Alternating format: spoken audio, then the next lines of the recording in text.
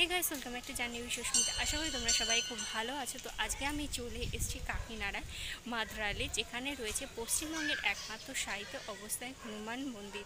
কী করেছে সেটা তোমাদেরকে সবার আগে জানিয়ে দিই।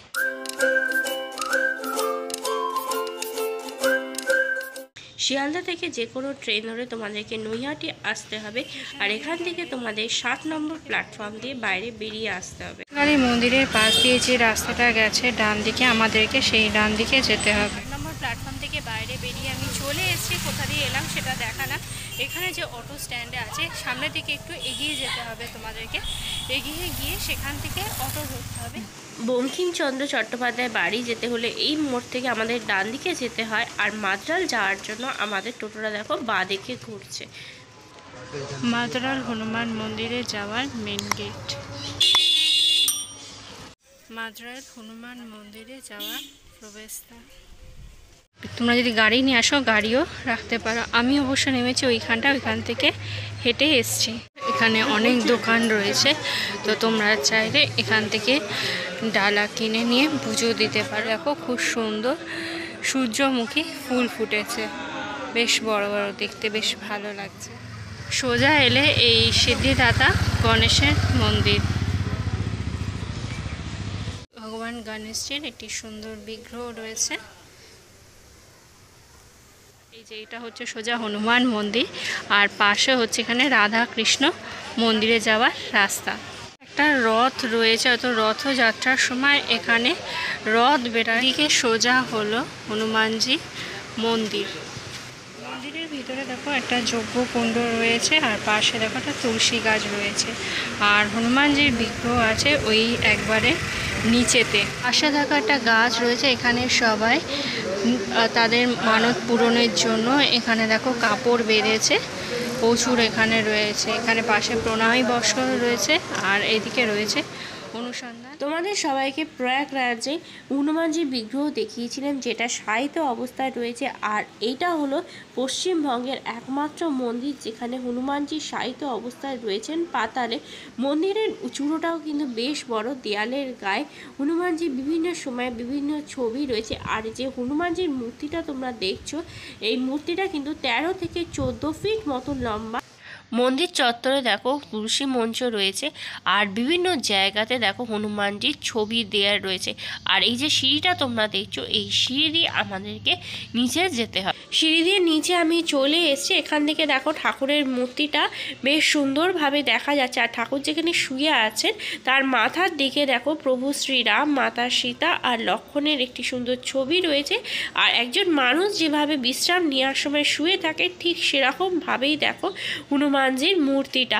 পশ্চিমবঙ্গের একমাত্র জায়গা যেখানে হনুমানজির সাহিত্য অবস্থান রয়েছে।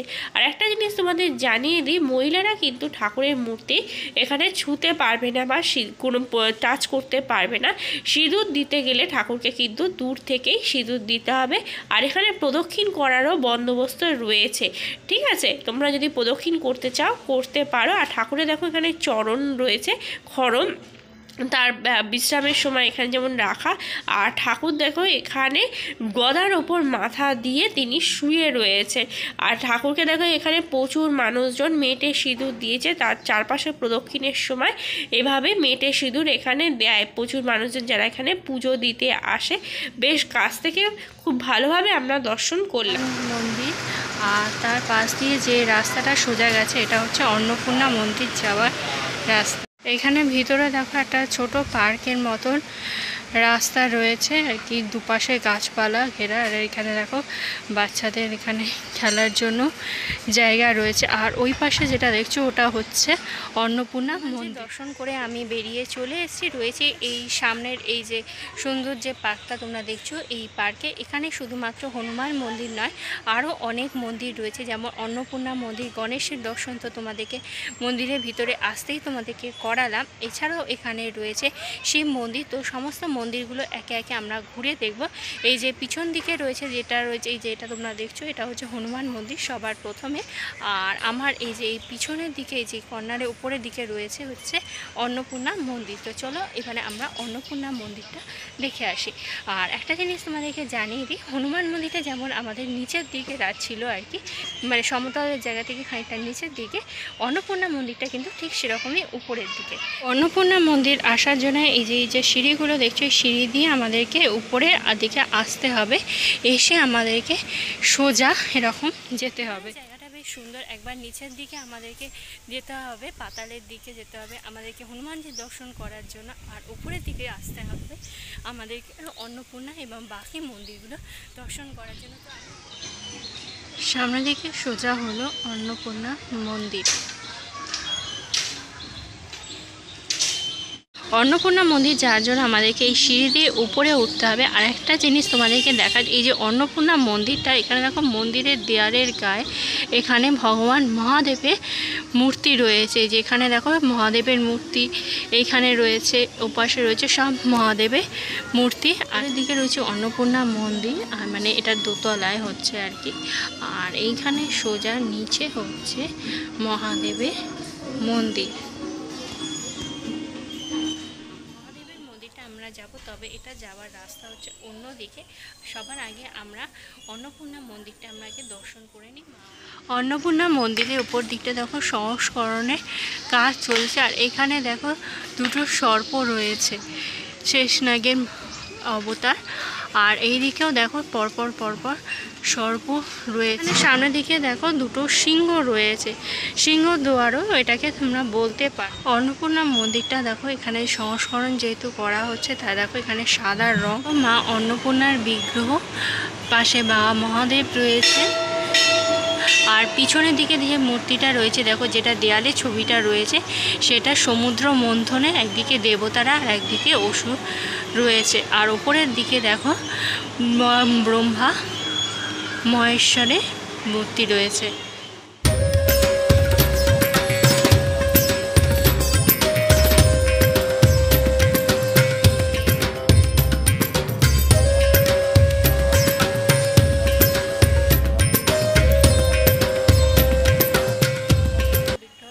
দর্শন করলাম, এবার বিগ্রহ দর্শন করার পর তোমাদেরকে মন্দিরটাও একবার দেখে নিই। এখানে মন্দিরটা সংস্করণ করা হলো, অনেক কিছু রয়েছে দেখার। মন্দিরের দেয়ালে দেখো মহাদেবের বিভিন্ন কাহিনী দেখো এখানে দেখানো হয়েছে, এখানে ছবির মাধ্যমে। এখানে যেমন দেখো এখানে রাম লক্ষ্মণ মহাদেবের পুজো অর্চনা করছেন। আর এদিক দিয়েও যাওয়া যায়, তবে এই দিকে দরজাটা বন্ধ রয়েছে। আর এদিকেও দেখো একটা গেট রয়েছে, এখান দিয়েও ঠাকুরকে দর্শন করা যায়। আর এখানে দেখো একটা খুব বড় একটা নন্দী মহারাজের মূর্তি রয়েছে, মা অন্নপূর্ণা ভিক্ষা ধান করছে সেটা দেখো দেখিয়েছে। আরও এখানে মূর্তি আছে, এখানে দেখো মহাদেবের মূর্তি রয়েছে, এগুলো সমস্ত রং করা হবে। আর এই পাশের দিকেও দেখো একটা মানে ঠাকুরের দরজা রয়েছে মন্দিরের ভিতরে যাওয়ার। আর ওইদিকে সিঁড়ি আছে, এটা বন্ধ রয়েছে, ঠিক আছে। আর এখানেও দেখো একটা নন্দী মন্দিরটা দেখো বাইরের দিক থেকে, এখানে দেখো পুরোপুরি সংস্করণের কাজ চলছে। এই নন্দী মহারাজটা আমরা উপর দিক থেকে দেখলাম, এটা হচ্ছে নিচে এখানে একটা গেট মতন করা হয়েছে। এখন সোজা মহাপ্রসাদেরও ঘর রয়েছে। বছর অন্নপূর্ণা পুজোর সময় এখানে অন্নকূট উৎসব হয়, তো তখন প্রচুর মানুষজন আসে। আর এছাড়াও এখানে রামনবমীর সময়, হনুমান জয়ন্তীর সময় প্রচুর ভক্তরা আসে এখানে এই মন্দিরে, তো তখনও প্রচুর ভক্ত সমাগম হয়ে থাকে। আর এই হনুমান মন্দিরটা প্রায় 300 বছরের মতন পুরনো। আর এখানে যে মন্দিরটা সম্পর্কে ইতিহাস রয়েছে সেটাও তোমাদেরকে একবার বলে দিই। কথিত আছে যখন ভগবান রাম ও রাবণের যুদ্ধ চলছিল, সেই সময়কালে হনুমান কিছুদিনের জন্য এসেছিলেন পাতালে বিশ্রাম নেওয়ার জন্য। সেইটাকে কেন্দ্র করে তিনি যেভাবে শায়িত হয়েছিলেন, সেই জিনিসটাকে নিয়ে এই মন্দিরটা পাতালে হয়েছে শায়িত অবস্থায় হনুমানজি। এই যে সোজা অন্নপূর্ণা মন্দির, এই অন্নপূর্ণা মন্দিরের ঠিক অপোজিট দিকে যে জোড়া ময়ূর দেওয়া যেটা দেখছো মন্দিরটা, এটা হচ্ছে রাম সীতার মন্দির ও রাধা কৃষ্ণ গৌর নিতাই বিগ্রহ। ভগবান বিষ্ণুর এখানে দেখো গন্ধমান পর্বতের কাহিনীটা দেখানো হয়েছে। এখানে পরশুরাম যে শ্রীকৃষ্ণকে যমুনা পার হওয়ার সময় মাথায় করে নিয়ে গেছিলো সেটাও দেখো রয়েছে। আর এখানে রয়েছে রাধা কৃষ্ণের মন্দির। সেদিকে দেখো রয়েছে শ্রীকৃষ্ণ যে বাঁশি বাজাচ্ছে। এই পাশে দিকে যেমন রাধা কৃষ্ণের মন্দির রয়েছে আর ঠিক তার অপোজিট দিকেই রয়েছে ভগবান রামের মন্দির। পরশুরাম যখন রামায়ণ লিখছিলেন দেখো সেটা দেখানো হয়েছে। ও রাম লক্ষ্মণ মাতা সীতার একটা সুন্দর ছবি, মানে মূর্তি, রামের একটা সুন্দর মূর্তি। আর তার পাশে দেখো রয়েছে হনুমানজি যে গন্ধমান পর্বত নিয়ে যাচ্ছেন সেই রয়েছে প্রভু শ্রীরাম, মাতা সীতা এবং লক্ষ্মণজির ছবি এবং তার চরণের কাছে রয়েছে হনুমানজির একটি বিগ্রহ। একবার আমি বাইরের দিক থেকে তোমাদেরকে ভগবান শ্রীরামের মন্দিরটা দেখাচ্ছি। দেয়ালেও দেখো এখানে হনুমানজির সুন্দর সুন্দর ছবি বানানো হয়েছে। আর একটা জিনিস হচ্ছে এই যে রাম মন্দিরে আসার জন্য তোমাদেরকে এই সিঁড়ি দিয়ে উপরে আসতে হবে। এই গাইস, তো রাম মন্দিরটা দেখে আমি বাইরে বেরিয়ে চলে এসেছি। রাম মন্দির বলতে কিন্তু শুধুমাত্র রামজির বিগ্রহ নয়, তার সেখানে রয়েছে রাধা কৃষ্ণের বিগ্রহ, রয়েছে রামজি, মাতা সীতা, লক্ষ্মণ এবং রয়েছে প্রভুভক্ত হনুমানজির বিগ্রহ। তো এখানে বেশ জায়গাটা থেকে ভীষণই সুন্দর, কোথাও উপরে একবার কোথাও নিচে, এই জিনিসটা বেশ ভালো লাগছে। তো এখনও পর্যন্ত আমাদের শিব মন্দিরটা দেখা বাকি রয়েছে। তো আমরা চলো এবার শিব সোজা হচ্ছে, এটা তো তোমাদেরকে দেখালাম অন্নপূর্ণা মন্দির। আর এই নন্দী মহারাজটা আমি উপরে এখানে বারান্দা থেকে আমি তোমাদেরকে দেখিয়েছি। শিব মন্দিরের প্রবেশদ্বারের সামনেই দেখো এখানেও একটা বেশ বড় নন্দী মহারাজ, দেখো সুন্দর নন্দী মহারাজ। মহাদেবের দর্শন করার জন্য আমাদের এই যে পিছনের দিকে যে গুহার মতন রাস্তাটা দেখছো, এই রাস্তাটা দিয়ে আমাদেরকে ভিতরে দিয়ে যেতে হবে। ওম নমঃ শিবায় শিব মন্দির, চলো ভিতরে যাওয়া যাক। এই শিব মন্দিরটাও দেখো খানিকটা পাতালের মধ্যে বলতে পারো। তার কারণ হচ্ছে এই যে আমি উপরে এই জায়গা থেকে এই যে বারান্দাটা তোমরা দেখছো, এই যে এখানে এই বারান্দা থেকে তোমাদেরকে আমি দেখিয়েছিলাম প্রথমে শিব মন্দিরটা, ঠিক আছে, ওপর থেকে। আর শিব মন্দিরটাও ঠিক হনুমান মন্দিরের মতো নিচে ভগবান মহাদেবের দেখো লিঙ্গ। তো আমরা ভগবান মহাদেবের দর্শন করলাম আর হনুমানজিরও দর্শন করলাম। এটা বহু প্রাচীন মন্দির। একটা জিনিস এখানে কথিত আছে যে হনুমানজি যখন পাতালে গিয়ে বিশ্রাম নিয়েছিলেন তখন মহাদেবও পাতালে গিয়েছিলেন। তো সেই জন্য এখানে যে হনুমান মন্দিরটা যেমন পাতালে বা একতলার নিচের দিকে বলতে পারো বেসমেন্টের মতন জায়গাতে, ঠিক সেরকমভাবে শিব মন্দিরটা ঠিক নিচে। আর তেমনভাবে এখানে শ্রীরাম মন্দির বা তোমরা বলতে পারো যে অন্নপূর্ণা মন্দির সেটা আবার উপরের দিকে রয়েছে। ওভারঅল সব মিলিয়ে বেশ ভালোই জায়গাটা। এখানে প্রচুর দেবদেবীর মন্দিরই রয়েছে। আর গরমকালের দিকে বিকেলবেলা এলে এখানটার জায়গাটা বেশ ভালো। তার কারণ হচ্ছে এখানে পুকুরের ধারে বেশ সুন্দর এখানে কিন্তু দিঘি রয়েছে এই যে, আর ওপাশে ফোয়ারার বন্দোবস্ত রয়েছে, সেটা আমি ওই দিকে যখন যাব তোমাদেরকে দেখাও। মানে দেখো একটা ফাউন্টেনের বন্দোবস্ত রয়েছে, যেটা আমি তোমাদেরকে ওই পাশ থেকে বললাম। সূর্য অস্ত চলে গেছে, আকাশটা বেশ সুন্দর লাগছে। হনুমান মন্দির আসবে বা বড়মার মন্দির আসবে, এখানে বঙ্কিমচন্দ্রের বাড়িটাও তোমরা ঘুরে যেতে পারো একই সাথে, তোমাদের সেটাও বেশ ভালো লাগবে। আমি এর আগে সেই ভিডিওটা আমি বানিয়েছিলাম বঙ্কিমচন্দ্রের বাড়ি, তো তার লিঙ্ক আমি দিয়ে দেবো ডেসক্রিপশান বক্সে। এই হলো আজকের ভিডিও, আশা করি তোমাদেরও বেশ ভালো লাগবে আজকের ভিডিওটা। তো যদি তোমাদের পুরো ভিডিওটা ভালো লেগে থাকে তাহলে তোমরা অবশ্যই লাইক করো, কমেন্ট করো, শেয়ার করো তোমাদের ফ্রেন্ডস আর ফ্যামিলির মধ্যে। আর আমার চ্যানেলটা সাবস্ক্রাইব করতে ভুলো না। খুব তাড়াতাড়ি তোমাদের সাথে একটা নতুন ভিডিওতে কথা হবে। Till then tata, bye bye and see you soon.